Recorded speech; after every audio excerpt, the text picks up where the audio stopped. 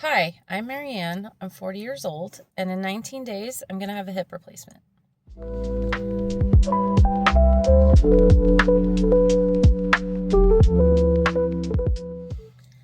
I did research on this procedure, and there was only one person my age that documented this. So that gave me the idea to document my journey, so hopefully it'll help someone else in my shoes.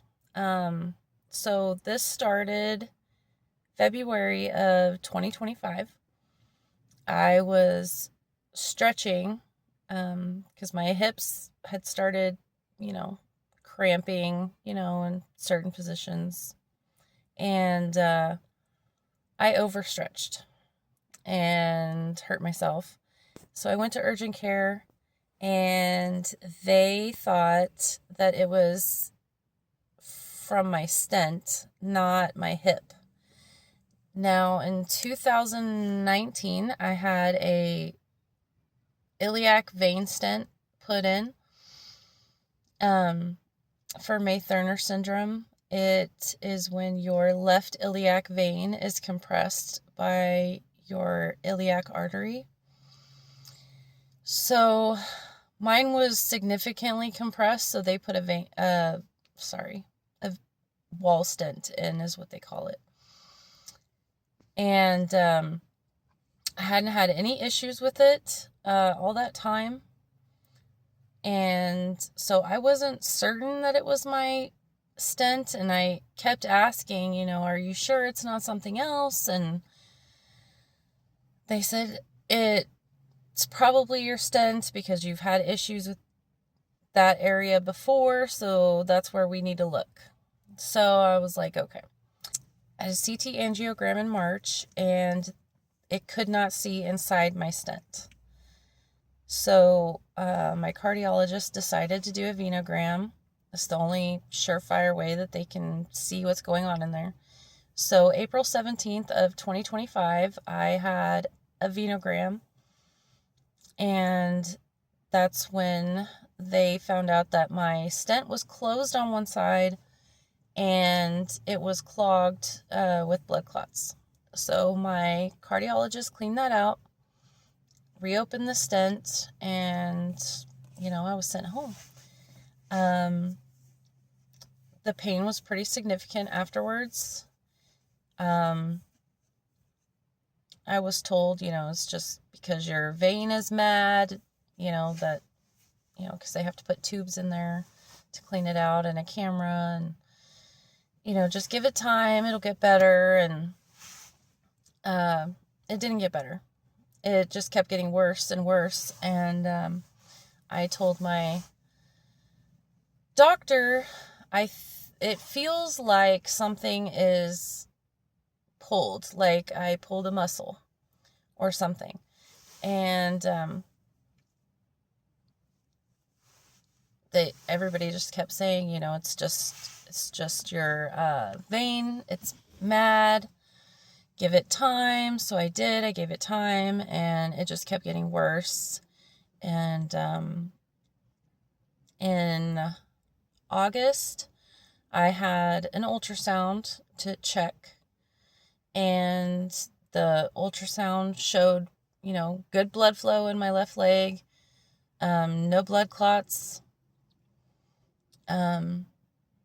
The ultrasound tech, I showed her where it was hurting, and she went over that area and didn't see anything. But the pain, it wouldn't go away. So my cardiologist ordered another CT.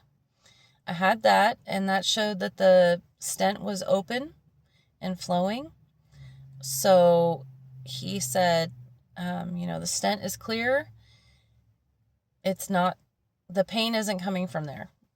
Follow up with your primary doctor for possible hip arthritis. I was like, okay, now we're going to check something else, finally. I'm just grateful that we finally found it. So I went and saw my primary care doctor, and she said, that sounds like a torn labrum, the pain that you're describing. So I had an MRI, and she sent me to an orthopedic surgeon, and I saw him on October 14th. He said that I have end-stage osteoarthritis of the left hip. I have no cartilage left, and that's where all the pain is coming from. And the only thing I can do to fix it is hip replacement. Now, that was really scary for me. I didn't expect it to be something like that drastic. Like, I knew that it wasn't going to be good because of the pain that I'm in. Most days my pain is a 9. Not all day, every day, but sitting, bending over, feels like I have a knife in my groin, and it feels like something's pinching the inside of my thigh almost all the time, and it's really affecting my quality of life. So, the day of my appointment with my surgeon, he gave me a steroid injection in the hip.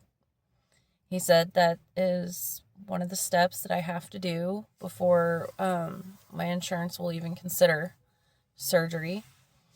So he went ahead and gave it to me right then in the office, and I felt amazing for 2 days. Pain gone. I could bend. It was great. And then after the second day, it slowly started wearing off, and the pain came back just as vicious. I also have bursitis on my outer hip. Okay, sorry, I had to readjust because of the sun. So, had the injection. It wore off. So I went back to my surgeon, and I said, that it worked for 2 days. I felt great. And then the pain came back. So what can we do now?